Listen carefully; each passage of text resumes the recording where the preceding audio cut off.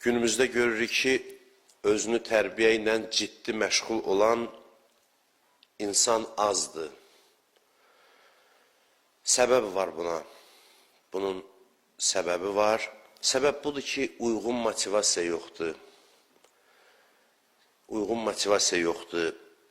Niyə mən özümlə məşğul olmalıyam? Niyə özümü tərbiyə etməliyəm? Buna tutarlı səbəb təqdim edə bilmirik.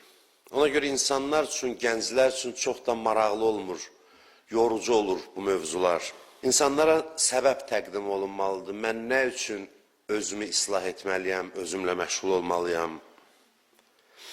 Ona görə də insanların çoxu buna həvəs göstərmir. İnsan özünü önəmli görməlidir, əhəmiyyətli görməlidir. İnsan hiss eləməlidir ki, kimin üçünsə əhəmiyyətlidir. Ona dəyər verən var. Allah bu hissi öz kitabı vasitəsilə təmin edir. Quran insana öz qiymətini aşılamaq istəyir. İnsanın öz dəyərini insana tanıtdırmaq istəyir. Hər dəfə də kitabı oxuyanda, insan açıb qarşısına qoyanda bunu düşünməlidir ki, bu kitab şəxsən mənim üçün nazil olub. Hal-hazırda Allah şəxsən mənimlə danışır. İnsanlarla yox, şəxsən mənimlə. Bu həqiqətən də belədir.